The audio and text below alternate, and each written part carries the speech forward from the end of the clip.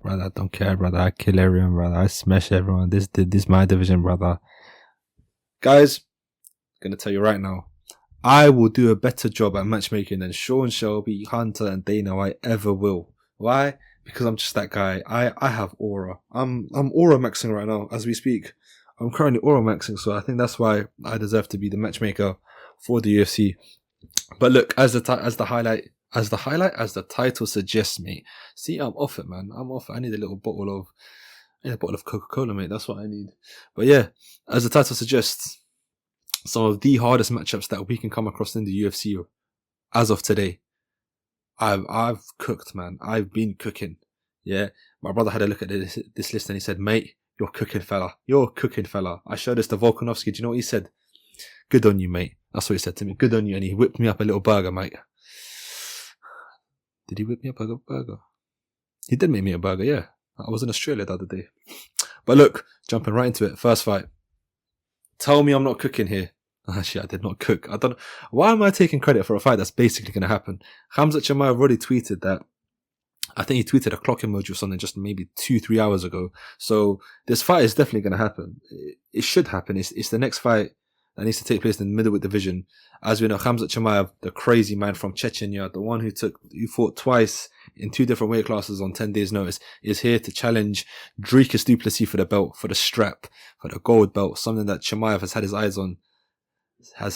eyes set on since he joined the division. Since he joined the UFC, as anyone else ever would. Look, yeah. We know Khamzat Chimaev charges in, rushes in for the takedown, as he just did with Robert Whittaker in the first round. Shot really low, got down, sprung forward, grabbed the legs, took Robert Whittaker down, and he done what he does best. He looks for the submission. But look, man, Dricus isn't a man that you can take down easy. He's a big fella at middleweight. I keep thinking welterweight because that's where Khamzat Chimaev was fighting before. But this is a whole different league as well. Dricus is damn good, man. He's well rounded. He seems to have an infinite gas tank. He does not slow down. So we know he can go all 5 rounds. That's already a massive advantage over Khamzat because we've seen Khamzat slow down. In the 3-rounder against Gilbert Burns, he was gassing out. Granted, he didn't have the best of game plans, and you can see his coach Andreas, whatever his name is, yeah, that I think he's Iranian. That one there was having a massive go at Khamzat. Someone can translate that for me, but I think it was just shouting at him saying, "What are you doing, mate? What are you doing, mate?"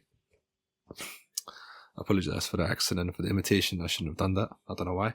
But look, Khamzat Chimaev does seem to have cardio issues, even though some of his teammates like Alexander Gustafsson have said that he has insane conditioning. I don't know if that's true or not, because in the Kamaru Usman fight, 3-rounder as well, you can see Khamzat was slowing down, man. Khamzat was slowing down in that fight, and he was slowing down in the Gilbert Burns fight. Robert Whittaker fight would have been a good test for him as well, but he took care of him really, really quickly within about 2.5-3 minutes. Submitted him straight away.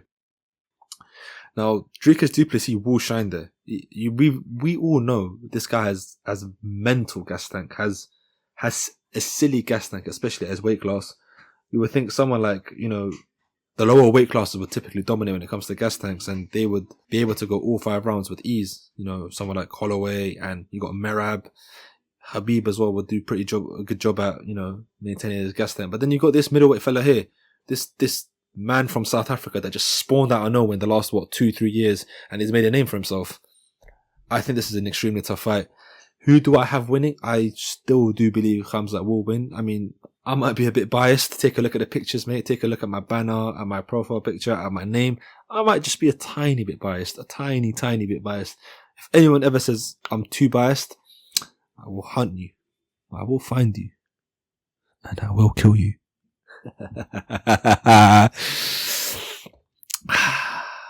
Life is good, man. But look, this fight, banger of a fight. If Khamzat stays composed, he does what he always does before, shoots in for the takedown immediately, gets the legs, takes his opponents to the deep end and drowns him, I think he can get the submission. But then the massive question, what if Khamzat doesn't get the submission in the first round? What if he empties the gas tank, or he pulls a lot of his gas tank out into the first round and now he's gassed? Round 2, round 3, round 4 and round 5 are still there. Dricus will just shine. Dricus will do what he needs to do. He's got good power behind his punches. We've seen him rock Izzy. His fight against Darren Till was a good showing as well, even though Darren Till did put on an amazing performance. Dricus knocked out Robert Whittaker as well. So he definitely has some firepower in his hands. He's a big fella as well. This will be Khamzat's biggest... Well, let me rephrase. This is the biggest man Khamzat will be taking on in his career. I think Ikram Aliskara was probably the biggest man he faced before in Brave FC or Brave CF, whatever you call it, many years ago. And he won that by devastating fashion with an insane uppercut. But yeah, this fight is definitely a tough fight. Hence why it's in my video. Top, I don't know how many matchups I've got listed here. I've got quite a few now. This is number one on my list. This is definitely going to happen as well. And it's one that we cannot miss. We've got the crazy man from Chechnya, and then we've got the plot armor dude from South Africa. Let's go on to the next fight. What could be the next fight? What could be the next fight if you think about it? What's some matchups that you have in your head, that you have in your mind, yeah? This one right here. Tell me I'm not cooking, chat. Once again, I have not cooked. Ilia Topuria has already done the hard part. He's already gone up to the lightweight division. Take it. Look, I know we're all glazing here. Some of us are Islam glazers, some of us are Ilia Topuria glazers. I say just enjoy them, mate. Just enjoy both of them, mate. Islam practically looked unbeatable in all of his fights. And in the last 5, 6, no, scratch that. His last 10 fights, he's looked phenomenal. And he just seems to improve upon every single fight. Now, some would criticize his performance against Dustin Poirier. Granted, he did get the sub. He did get the dart stroke and he won. I think Islam fought with a staph infection. In the photos leading up to the fight, you could see Islam's legs. You could tell he had staph infection. And I don't think he disclosed it at all. I don't think he ever spoke of it. But I remember the pictures that were on Twitter on Fight Week. You could tell that this man was probably on some form of antibiotics. Because he looked a bit sluggish there. He looked just a tad bit slow. The same way, what's that fella? Benoit Saint Denis looked slow against Dustin Poirier in their fight. And Benoit, however you say that fella's name, that Frenchman's name. Stupid Frenchman. He had staph infection and he had antibiotics and he confirmed it himself. Some came out to bash him and say, look, just relax with excuses. So I guess that's why Islam probably didn't come out and say anything. But yeah, Islam practically looked unbeatable in his last, 10 fights. He seems to improve upon every single fight he takes. And this matchup is slightly different because we're told that Ilia Topuria's initial base for MMA was jiu-jitsu, was the ground game. But now he's transitioned into this deadly boxer in the pocket. We've seen what he's done before. Look, Volkanovski, a man that seemingly looked unbeatable until he fought Islam, yeah? We thought maybe he'd go back down to featherweight and he'd dispatch Ilia Topuria, he'd make it look easy. In the pocket, Topuria done what he done best. Clipped him clean. Took him out. 1-2 on the ground. Finished. Ref pulls him away. You're done. That's what the ref said, mate. You're done. What did he do to our boy Max Holloway? That one there was very, very painful. I had tears in my eyes, mate. I had tears in my eyes. My brother had to console me. My younger brother had to console me and hold me steady because I think I was about to faint, man. Max Holloway with the granite chin of his, with that titanium chin of his, got rocked and then got finished. I'm so sorry, man. I'm so sorry I'm talking about this. I'm getting horrible flashbacks. I'm getting horrible flashbacks, man. So look, here's the deal, yeah? Islam Makhachev has fought some heavy hitters at lightweight, yeah? We know Dustin Poirier has hands. We know Justin Gaethje has power behind his shots. And we know that Charles Oliveira ain't, he's not some bantamweight featherweight fighter. Of course he came up from featherweight, but the guy's rocked Justin Gaethje, mate. The guy rocked Justin Gaethje before he went down and got the finish. He's got power behind his hands. He could definitely crack.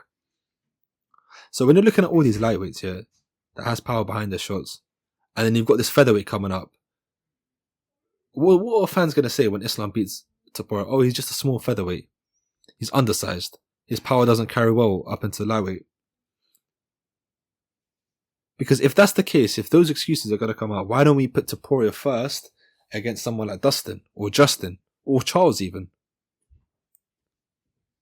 If he wins then there's no excuses when he fights Islam. And God forbid he beats Islam, because then I would genuinely cry. it's a tough matchup for both of them. More so for Ilia than Islam, but of course in MMA there's always that puncher's chance, man. There's always that puncher's chance. Ilia could just, I don't know, Islam could slip in the wrong direction. Ilia could land a lucky shot. Bow, there's your new lightweight champion. God forbid, man. If that actually happens, that Twitter's gonna have a field day with Islam Makhachev, man. The years and years and years of built up hatred for Habib is going to be released because his friend Islam has now lost. So all those corner fans that have been rooting for the downfall of these Dagestanis will finally emerge, and you'll see absolute chaos, absolute scenes on Twitter. And that's not something I'm ready to witness, man. I really, really do. I'm thinking about it right now. I don't want to see that, man. My boy Islam, that's a massacre, man. Thinking about that, man. Nah, I hope that never happens, man. But it's a tough matchup regardless. Anyways, moving swiftly on to the third matchup. Third matchup, yeah? Take a guess what I've been cooking with the third matchup. This one I've definitely cooked, yeah? This is a steak with Coca-Cola and ice, my friend. This is a steak with Coca-Cola and ice, my friend. Oh, I'm going to get hate for this one. I can already tell I'm going to get hate for this one. Look, Merab Dvalishvili versus Umar Nurmagomedov. Has this fight taken place? Hell yeah, it has. Hell yeah, Kurt. We got this crazy Russian here. Well, he's not really crazy. He's a pretty chilled out Russian here against this absolute nutter of a fighter. Where's he from again? Georgia, yeah? Georgia. This Georgian beast. I call him a beast because his gas tank is second to none. I have not seen anyone ever in my life have cardio like Merab. It makes no sense to me. If I could pay to have him train me, to specifically help me improve my cardio, I would. You know, actually, why don't I? Why don't I? Oh, I know why. I need money. Let me put some more hours at work, mate. Look, I know how their first fight went, but hear me out. Hear me out, man. Hear me out. Look, listen. Umar broke his hand in the first round. Was it the first round? Yeah, it was the first round. First or second round, one of the two. He broke his hand in the first or second round. He was impaired. He was fighting with one hand. Now, we saw after round 3, Umar was slowing down quite a bit.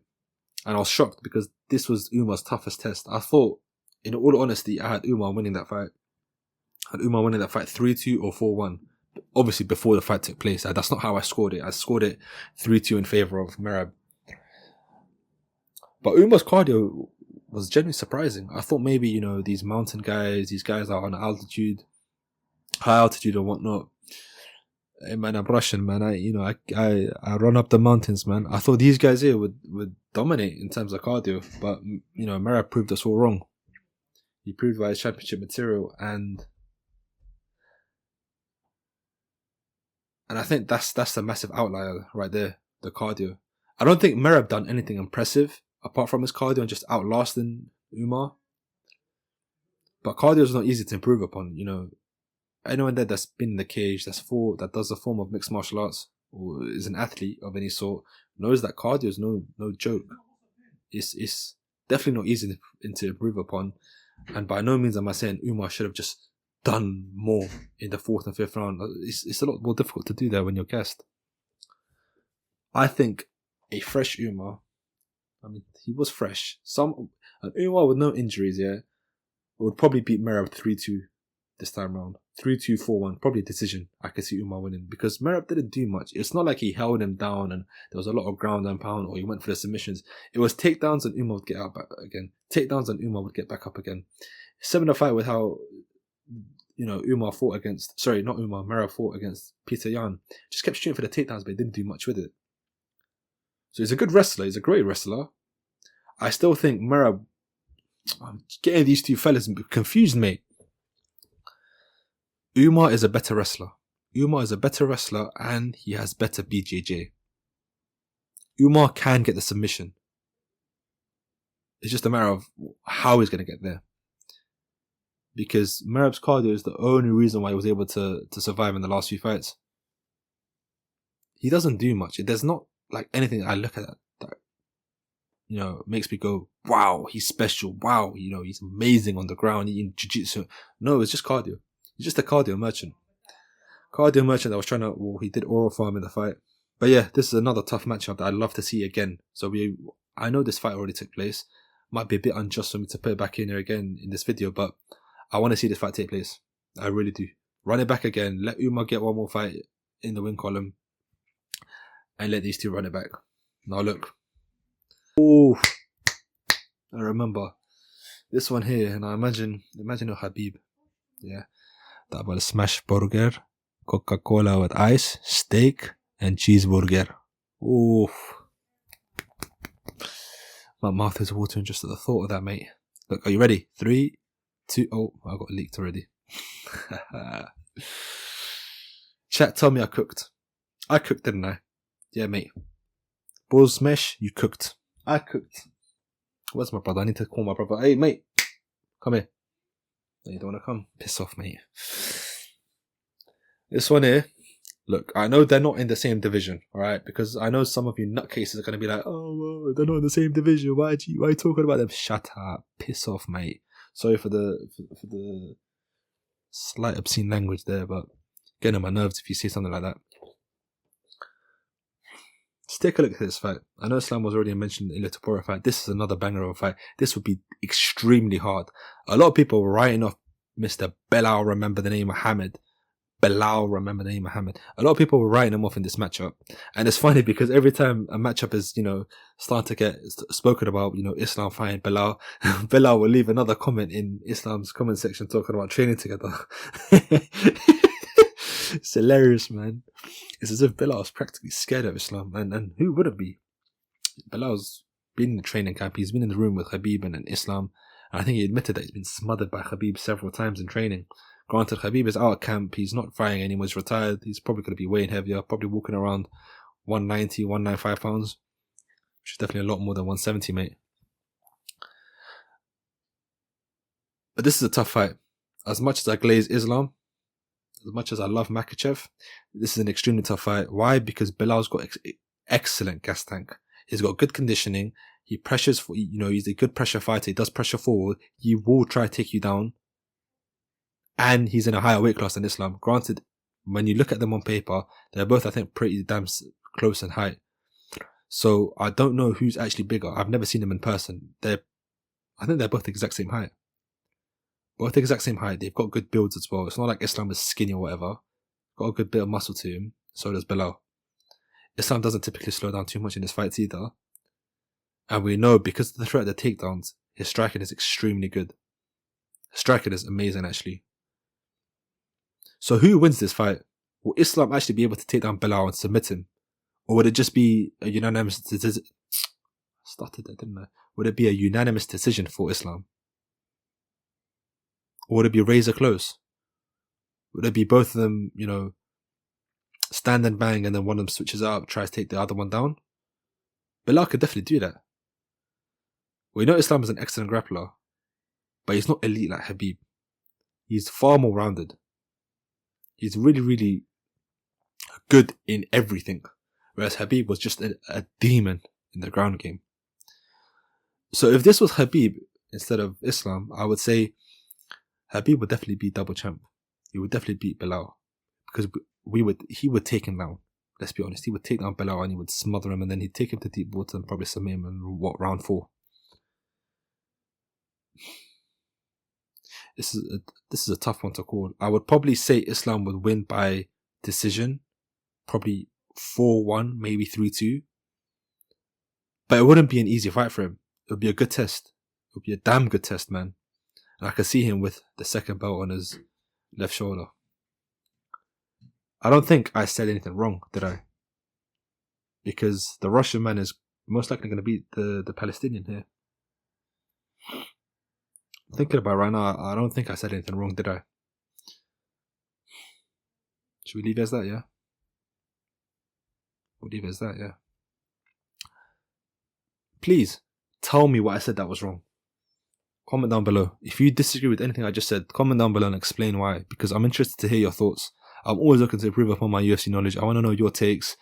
And maybe I can come out and say, you know what, mate, I was wrong about that one. I was wrong about this matchup. I was wrong about that matchup. Let me know what you think.